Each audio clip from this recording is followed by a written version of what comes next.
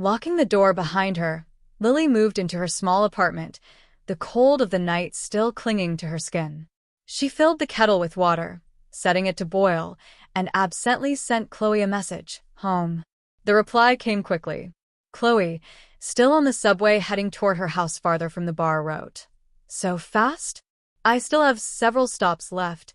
After a moment, Chloe added, "I was thinking about San Yen tonight. Throwing you his coat like that, do you think he was scared you'd get cold but couldn't say it outright? So he made up some ridiculous excuse." Lily, rummaging through her wardrobe for something comfortable, paused mid-action to glance at the message. Her lips curved into a faint smirk as she typed back, "Say something reasonable." Chloe fired back, "What's wrong with my reasoning?" Lily shook her head, tossing her chosen outfit onto the bed. "He came to fix a problem. Tossing the coat was probably because he didn't want me getting sick and suing him for medical fees." Chloe. Chloe, then why didn't he borrow someone else's coat? Lily shrugged, typing quickly, "In this cold, it's not so easy." She set her phone aside as the low battery warning blinked, plugging it in before heading to the bathroom. Under the bright fluorescent lights, Lily began removing her makeup, her hands moving with slow, deliberate precision. Her reflection stared back at her, features stripped down to their most natural state. As she wiped the cotton pad over her cheek, an image flashed unbidden into her mind. San Yan's eyes, dark, unfamiliar, and yet piercing in their intensity. Her movements stilled.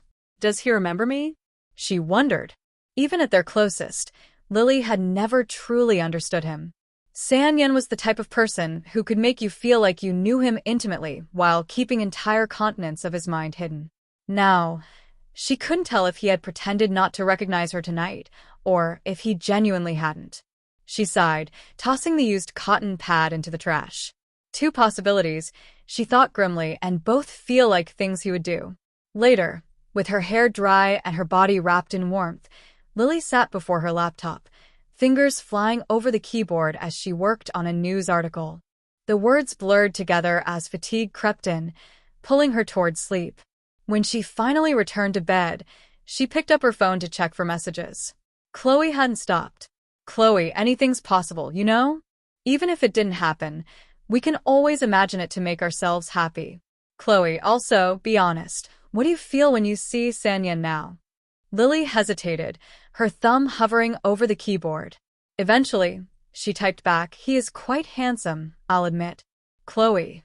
"That's it?" Lily, "That's all for now. I'll let you know when there's more. Good night." She tossed the phone onto her bedside table and curled beneath her blanket. The truth was more complicated. Of course, she felt something. It stirred deep within her, unspoken and vague, but she didn't want to entertain it. Not tonight. Her sleep was restless. Shadows of old memories and fragmented images danced through her dreams, leaving her teetering between consciousness and oblivion. Just as she began to fall into a deeper slumber, a loud, insistent knocking shattered the fragile peace. Her pulse quickened as the knock came again, louder and more insistent this time. Then came the slurred voice. "Pretty lady, open up. My bathroom's broken. Let me use yours." Lily's breath caught in her throat. Her hand instinctively went to her phone as the voice outside continued, growing more incoherent.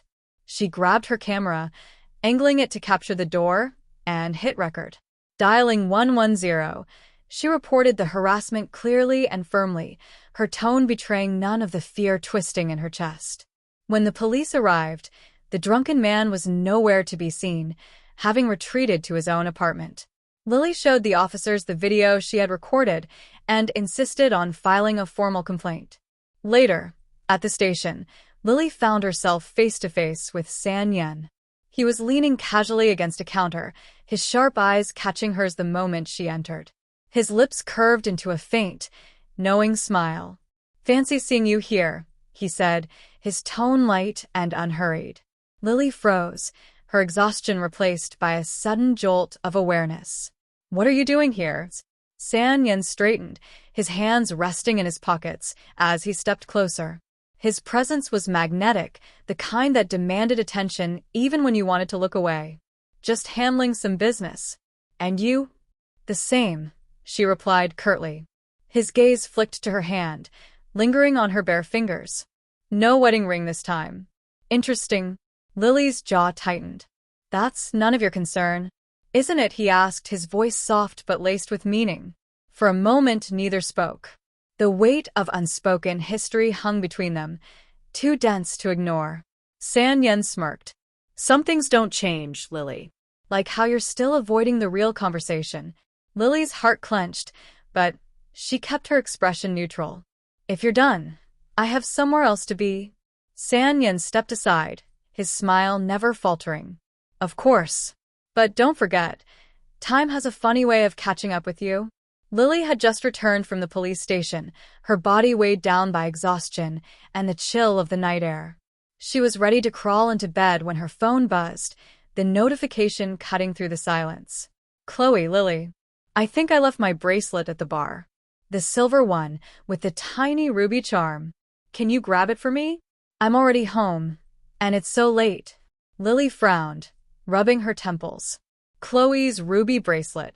She remembered the way Chloe had shown it off at brunch just weeks ago, recounting how it had been a birthday gift from her late grandmother, a family heirloom passed down through generations. Chloe had worn it almost every day since. Lily sighed, glancing at her cozy bed.